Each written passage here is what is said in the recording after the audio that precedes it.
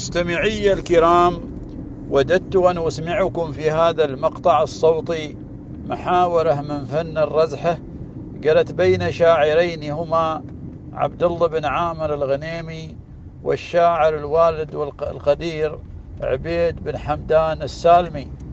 دارت أحداثها في ولاية إبرة منطقة الرويكة بتاريخ 13/10 سنة 2023 تعصيره.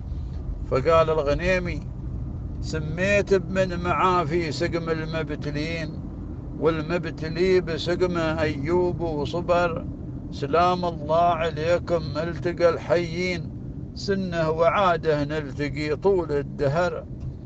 عبيد بن حمدان: يا من حضر صلوا على الهادي الأمين، يشفع لكم يوم القيامة والحشر، ويا مرحبا وحي الله بشوف الطيبين، يلكم مقام عالي أصحاب القدر.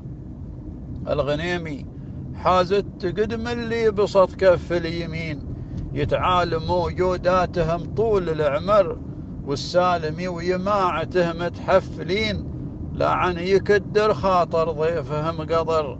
عبيد: زمطية ديرة وافرحي بالزايرين، بوصول أصحاب المعزة والفخر، عساك بن عامر في طيب ومنعمين، ما تشتكي في الدنيا من هم وكدر.